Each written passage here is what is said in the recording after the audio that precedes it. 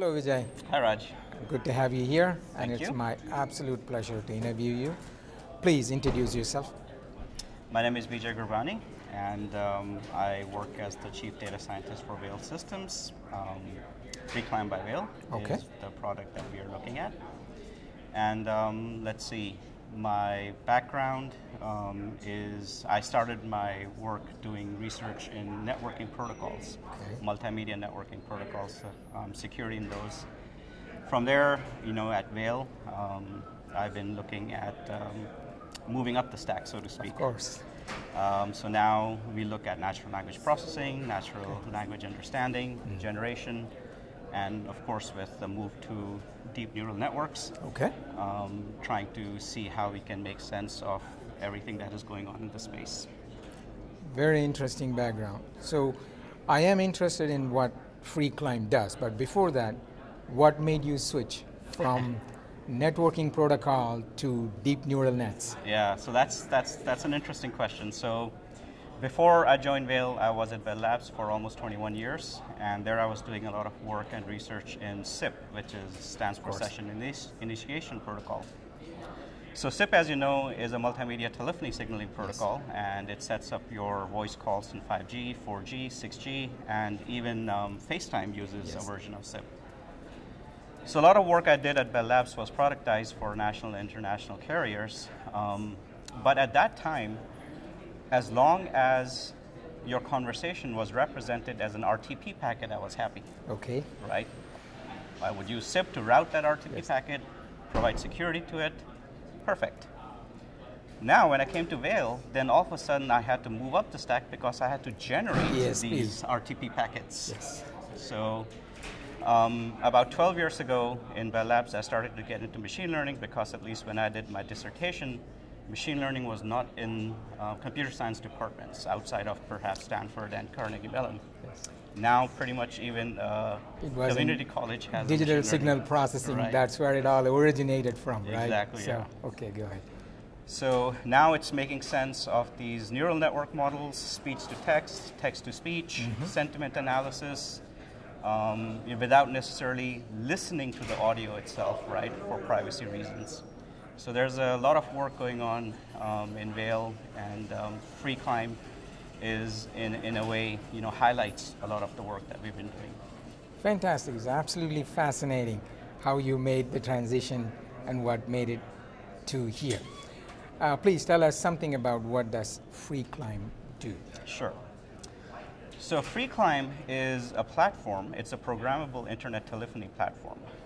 It allows you to add call legs, remove call legs, send SMSs, record audio, and we even have defined APIs that lets you load and unload these AI models. Okay. So to give you an example, let's say your application logic dictates that you capture 3 digits of CVV in a credit card. So we can load what we call a micro model, a digit micro model, quickly do the CVV collection, and then unload it, and then load some other model that'll do the next part of the application. Okay. So we get a lot of flexibility. We've defined a programming language, and you can use that programming language to basically write your application and give it the characteristics and properties that you want that application to have. Okay. Fantastic. So it's a platform that supports all of this. Why do you need to download, switch the models between? So for that, you'll have to come to my 3 o'clock talk. Okay. But I'll give you a preview of that. Essentially, if you take a look at some of the general purpose models, and let's talk the best of breed Whisper, for instance. Whisper, when you load it, is about 10 or 11 gigabytes of VRAM. Our model takes about half a gig. So you can do efficiencies of scale because you can load many of these micro models. So we have micro models in digit collection, we have micro models in Spanish. With just about 20 to 40 hours of audio, we can create a micro model that has a fairly low word error rate.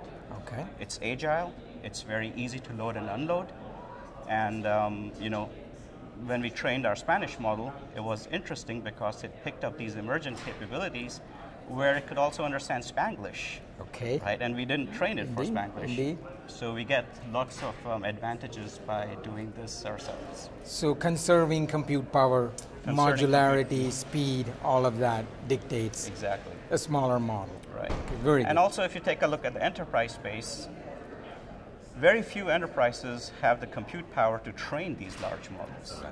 Right? So if you have something that is more bespoke, more small, you have the data to train it, you can train it to the order of hours, right? Whereas Whisper, the paper doesn't go into how long it took to train it, but I'm sure it's the order of weeks, right? Because they're talking about 680,000 hours of audio.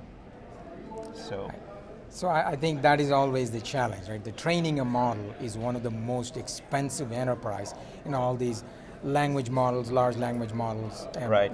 In creating one, introducing one, redefining one. Okay, so you brought up Whisper AI a couple of times. So Whisper AI has introduced support for, I think, about 100 odd languages. Right. So how many languages can your model support? So that's an interesting question, because if you take a look at, I believe Whisper has support for probably 90 or so languages. Okay. But I've actually noticed word error rates greater than 100% for the low resource language. So really, Whisper really focuses on the top languages, the high resource language, English, Spanish, Italian, French, for instance. Right. There it has Spanish, it has very good word error rates. Correct.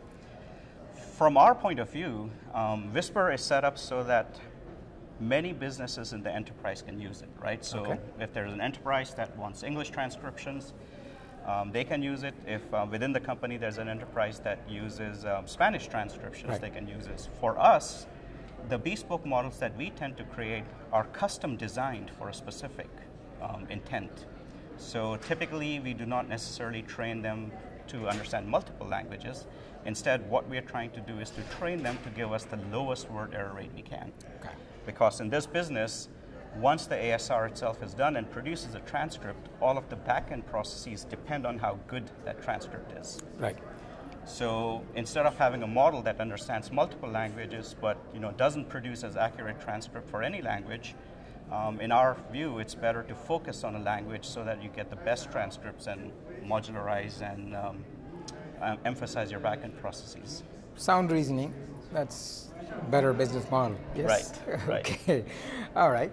So with that in mind, Whisper AI also has, not to keep bringing up the same subject, but it has some reasoning capabilities built into it. Right. How about your model? Yeah, so we fine-tune these models for one purpose, ASR, right? So we are not looking at models that have multitasking capabilities. Like a generalist model. Right. We are not looking at those type of models. We can create those type of models, and we are exploring looking at these LLM models and tuning them, trying to work with some of the smaller parameter models to understand what their expressive power is. Okay. But for the most part, in enterprises, if you take a look at ASR space, the idea there is to produce transcripts that are as accurate as possible for back-end processes. Indeed. So for other examples, for other projects, we are indeed looking at what's the expressive power of these large language models. Can they reason, right? Are they susceptible to fallacial reasoning, for instance? Right. So we have some of those research projects going on. But from the enterprise perspective, we want something that is much more locked down and readily available to the enterprise. I think we can probably have a conversation for the next hour or so on this, but in the interest of time, two key questions. Like one, are you taking a pre-trained model and using that, or are you creating your own model? For these bespoke models, we create our own models. Okay. So we've created our own models for ASR. Okay. We've also created and trained our own models from scratch for text-to-speech. Okay. Right. So working with Coqui, which is again one of the best open source toolkits for TTS, text-to-speech, we've trained models from scratch. So if enterprises have a need to create an imprimatur of a voice, right, that represents them, then given certain amount of audio, we can create a TTS model from scratch. Okay, that's Fantastic. The second question is, what is the biggest impact you expect to make with your customers? I think the biggest impact we want to make our customers is keep them satisfied and indeed more than satisfied, right? Yes. We try to look at something that we might do 3 years down the line that might affect the customers 5 years down the line, and try to look at it from a more holistic or peripheral point of view, so that we take into account what's the major roadblock or gap analysis the customer needs right now, and where the customer would be 3 to 5 years down the road, and try to close that gap. Okay, very good. I think that's a segue to my next question. What is your roadmap for the next 12 months, especially considering the rapid advancements of language models in the open source area? Like, for example, Llama 2 came out, right, and the 70 billion is supposed to be almost as good as ChatGPT 4 right, in some areas. Right.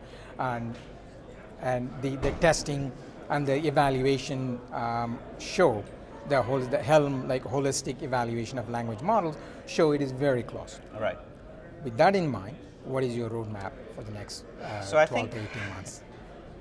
That's again a lot of questions, a lot of unpacking in that question. Yes, but there is. In computer science, if you take a look, we have this notion of effective computing that has been there for a long time. I think we are at a crux with the technology where effective computing is possible. Yes. With all these human-generated AIs and with these large language models.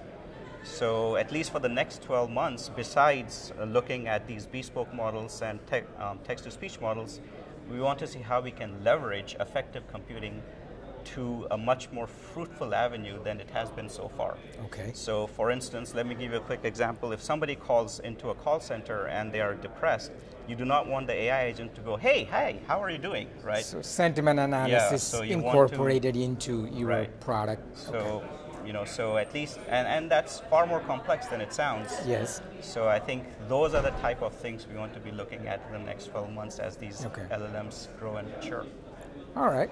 It has been an absolute pleasure. Thank you, Vijay. Thank you, Raj. And best of luck. Appreciate your time. Thank you.